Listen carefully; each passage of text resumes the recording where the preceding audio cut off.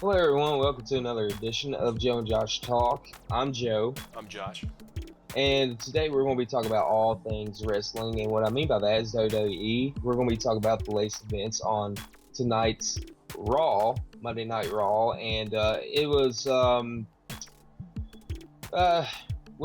it could have been a better showing. And Josh will elaborate more on that.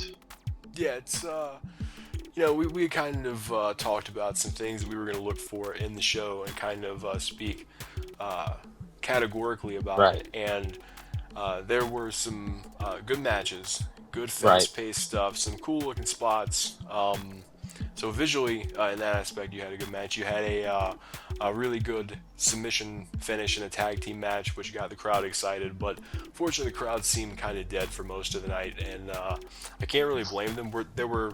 It's kind of a mix of things. You had one, which was a segment between two guys in a former tag team. You had Goldust and R-Truth, and they each got a segment, and that was pretty interesting. And you have this ongoing mystery about Enzo, who got jumped in the back, and they're trying to figure out who did it, and they're trying really, really, really hard to convince us that it's not his tag team partner, when, like, from a storyline perspective, it's pretty obvious it was his tag team partner. But right. Yeah, that, and they had a really, it's like they were trying to do something close to, you remember when uh, The Rock and Mankind had the Rock and Sock connection, and right. Mankind did the "This Is Your Life" parody for Rock, and like brought out all these people from his past, and it was the highest rated segment I think in Raw history. Yeah, yeah. Well, they tried to do something like that tonight and fell drastically short of that. In fact, it was like, and it wasn't that it wasn't the person who was performing it, who was the champion, wasn't doing well, because she did fine on the delivery and everything, but it just really wasn't working. And the the matches, what we were talking about, the matches were good, and we did want to kind of give our, I guess, our Doomsday booking predictions.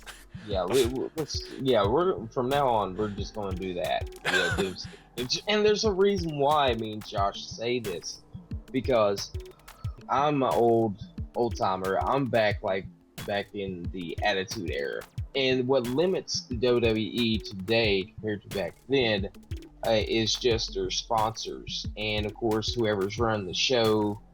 They're more PG rated now back compared to in the Attitude Era when they were pretty much allowed to do wherever they wanted to because they weren't like restricted due to their sponsors saying, "Hey, you keep the content this way. Don't don't stray from that." Right. They pretty much can do whatever they want.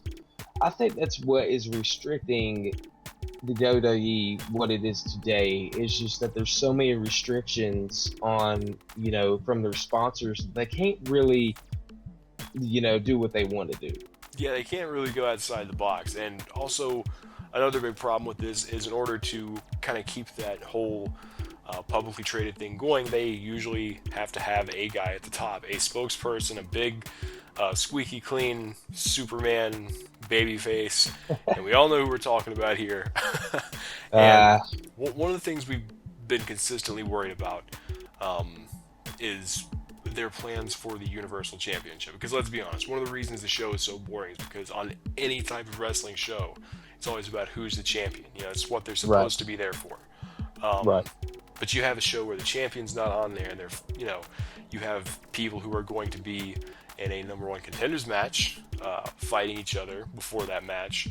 But we've talked about having this sneaking, like, suspicious feeling of dread that what they're going to do is try to keep Lesnar off TV, keep the title away, get the fans hating him so much, and hoping that means when they put him against Roman, the fans will cheer Roman, because it's getting pretty bad at this point. I mean, and yeah, just saying, he has gotten two victories over two of the entrants into this fatal five-way match recently, Seth Rollins and then previously Finn Balor. So kind of seems like they're going that way with it. right, right, It's, and like we were saying, they have to they want to focus on one guy and everything, and it's, you know, the fans, they can't really get behind anybody and push them to the top. But overall, like we were saying, there's a couple things on there that make you curious, make you want to tune in next week, or at least make you want to look up the results.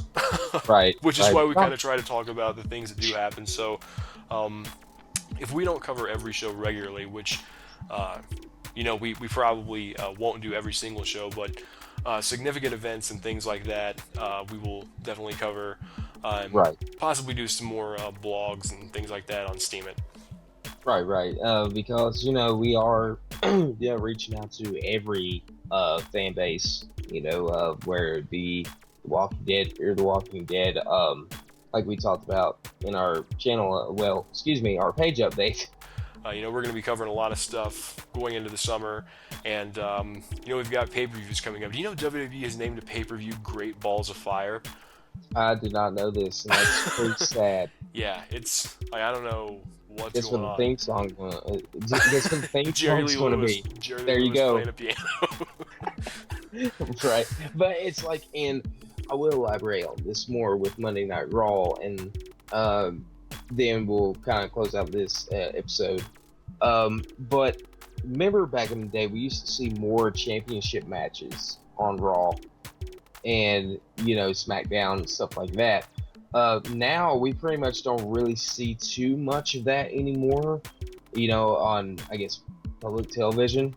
Right. It's more like they wait to give the title matches until the next pay-per-view, and I think that's what's lacking as well in the brand.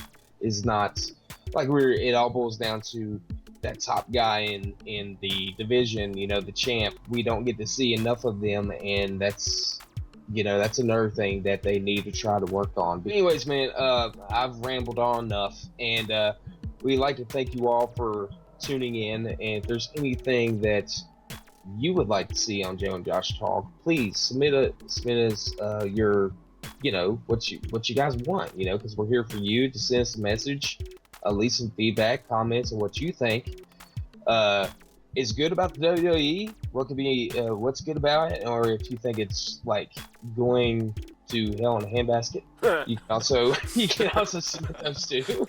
I mean, we don't care, but just leave us your feedback on what you'd like to see on the show, and we'll be more than happy to deliver that for you. But I'm Joe. I'm Josh. And we'd like to thank you again for tuning in to Joe and Josh Talk.